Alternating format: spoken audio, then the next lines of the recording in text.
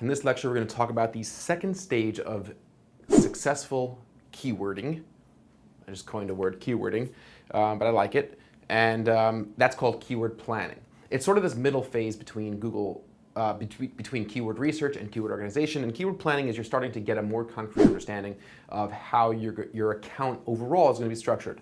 You've completed your research. You now have a really good understanding of all the potential available keywords and search terms. You have all these different ideas, but everything is still pretty unstructured. You have these top of the funnel ideas, you have peripheral keywords, you have middle of the funnel, bottom of the funnel. You just have a lot of ideas. You've done a lot of research. You understand more about your competition, but things haven't necessarily come together yet. So that stage of planning is where you're going to start getting a better sense of what your final account or campaign or ad group even, this could all be done at each level of that hierarchy, is going to ultimately look like. So let's talk about the different stages of keyword planning in a little bit more detail. So what is keyword planning? You're beginning to map out your keyword bid strategy, number one. All right, so now you've done some research. You want to start figuring out during the keyword planning stage, this ad group or this campaign is going to be starting off with this bidding strategy, whether it be target CPA, target ROAS, manual CPC, enhanced CPC. That's all part of keyword planning, and that's going to change whether you're redoing or restructuring an account that you've taken over. I'm going to have an entire section of this course dedicated to auditing an existing account. And if you're doing that, you might be switching some ad groups to target CPA. You might have a high performers ad group, right? Remember we spoke about that based on your historic data. This is a drastically different process when it's using historic data or when you're starting from scratch, but the concepts are the same. So you might have different bidding strategies that you're going to start putting into place during your keyword planning. You're going to start segmenting out your research, the keywords you've done, into two different top line buckets, peripheral and target.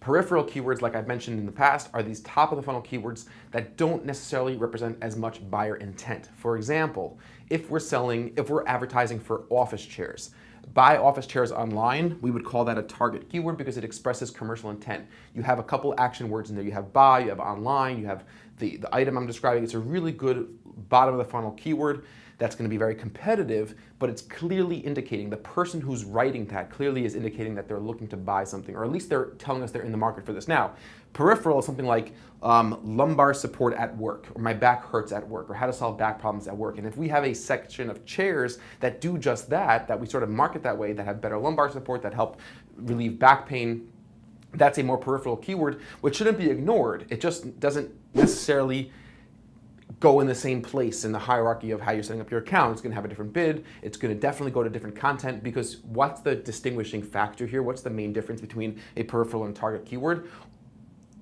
I'll give you a second. Target keywords, the person or the user is expressing commercial intent to buy. Peripheral keywords, we do not have any idea whether or not the person is in the market, and we need to sort of hedge our bets by bidding lower and sending them to different content to see if they are in the market. You might be asking, well, if I don't know if a person's in the market, why pay any money to get them into my store? Well, the answer to that is, and we've answered that before, is because peripheral keywords that have less commercial intent are also going to be cheaper. So you don't know if a target keyword costs $5 for a click and a peripheral keyword costs 60 cents for a click.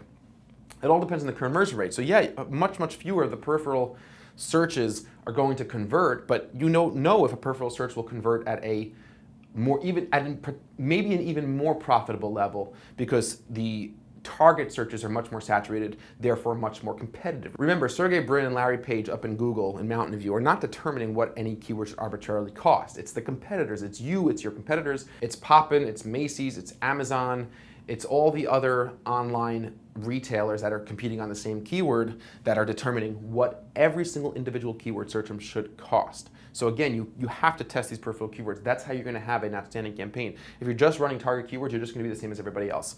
If you understand how to profitably bid and come up with ideas and organize peripheral, middle, top of the funnel keywords, that's where you're going to be a top 1%er when it comes to Google Ads. Psychological constructs. You're going to begin to segment out search terms by the buyer funnel and how a person is searching. So you have people who describe their question themselves, right? Like, how do I solve my back problem online? They like literally talk to search engines with questions. Other people look for specific products. Other people look for model numbers. You're going to start looking at your search terms and using psychological constructs, which we'll talk about when we talk about the buyer's funnel, when we talk about keyword planning in greater detail, when we actually go and do it, you're going to start understanding your keywords in terms of psychological constructs, because why? That's going to inform what a bid should look like and what content it's going to go to as well. And you're going to also begin to understand through keyword planning, how should you start? You can't start with everything, and in most cases, unless you have an enormous budget. Remember, we spoke about that budget being spread too thin. If you have a $50 a day budget, you really shouldn't have more than 10, 15 keywords if they're high volume keywords.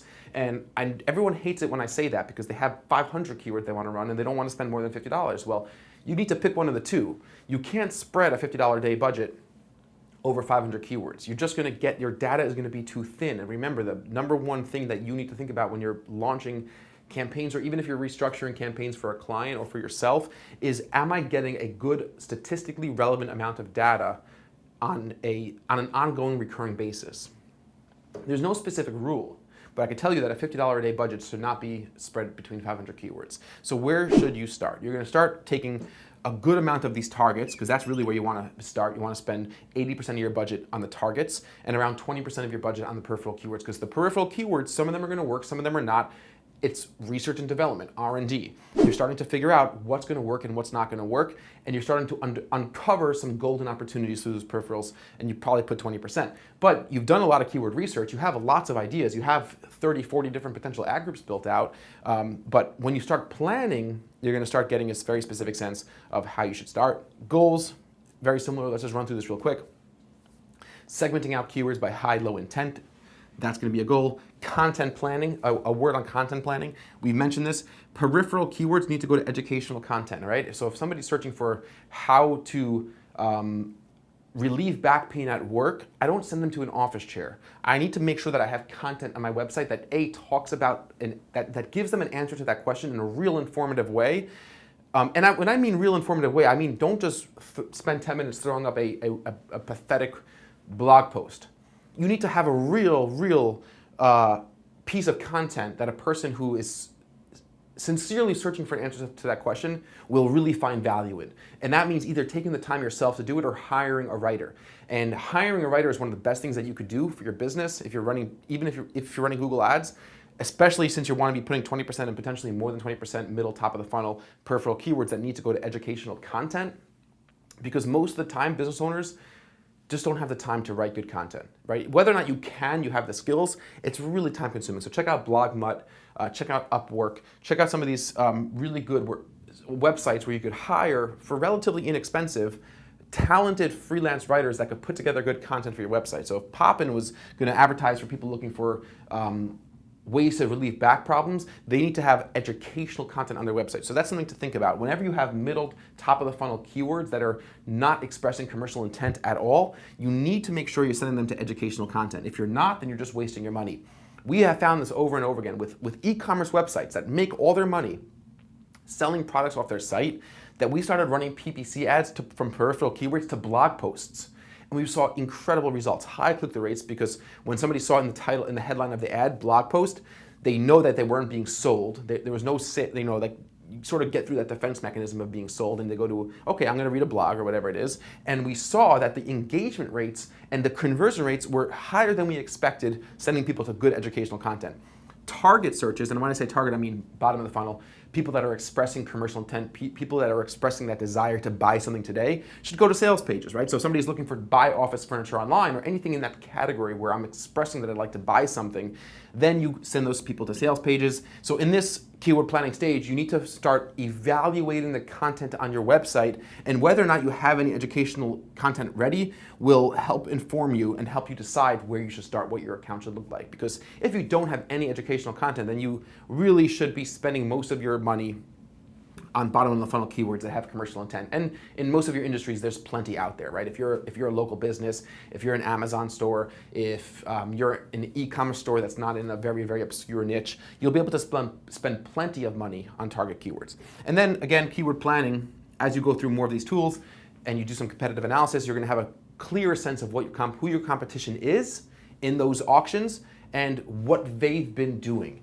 Most importantly, you wanna start thinking, as I segment out my ad groups by peripheral, bottom of the funnel, top of the funnel keywords, as I build out separate campaigns, and again, depending on how your account is structured, you're gonna be able to understand who am I competing with in this campaign? Who am I competing with in this campaign? Are they the same companies or are they different companies? And you have tools to analyze that, because you're not going to have the same competitive landscape across every single campaign and ad group in your account. And you're going to be able to use the Auction Insights report in Google Ads, I'll show you how to do that, to get a sense of who you're overlapping with, who you're competing with. And we did touch very briefly upon some of that stuff when I showed you that script earlier on in the course. Tools you're going to be using in the keyword planning stage. You're going to be using the Google Keyword Planner again. You're going to be using ubersuggest.org. Ubersuggest.org is also actually a good tool to use in the keyword research stage. You'll be using Excel, Google Docs for pivot tables, organizing, getting a sense of these lists, coming up with thematically related groups of keywords, which we'll talk about in the next lecture, which is keyword organization. Google Sheets, which is the same as Excel, but easier.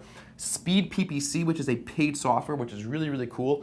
You'll start being able to use Speed PPC if you want to build out large campaigns. If you have a large e-commerce catalog with over, let's say, 20 different product categories, you want to use Speed PPC. I was running a campaign for a few years ago for a client that sells awards and trophies online, hundreds and hundreds of categories.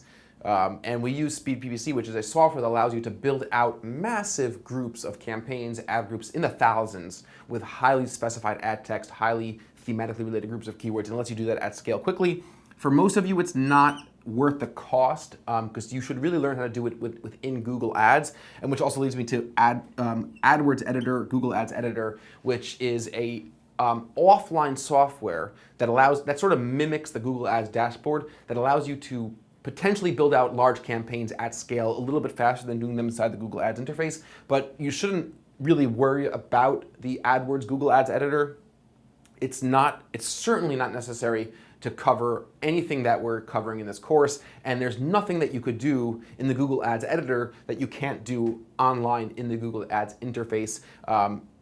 Maybe if you're doing some huge amount of work, it'll be a little bit faster to do in the editor, but we're not even going to focus on the editor at all. But if you do want to download that and take a look at what that looks like offline, certainly go ahead and take a look at that. So now you have a good understanding of keyword planning, what the goals of keyword planning are. You're starting to sort of see how complex putting together a good keyword list really is. And it is complex. And once you spend the time doing it, you'll see as you build more campaigns for more clients, or as you build more campaigns for your own company and your own business, it's going to go faster and faster and easier, and these things will become second nature to you. In the next lecture, we're going to briefly talk about keyword organization. I'm going to run through it real quick, because in the future lectures, we're going to get into it in much more detail. So thanks for bearing with me. I look forward to seeing you guys very soon in the very next lecture.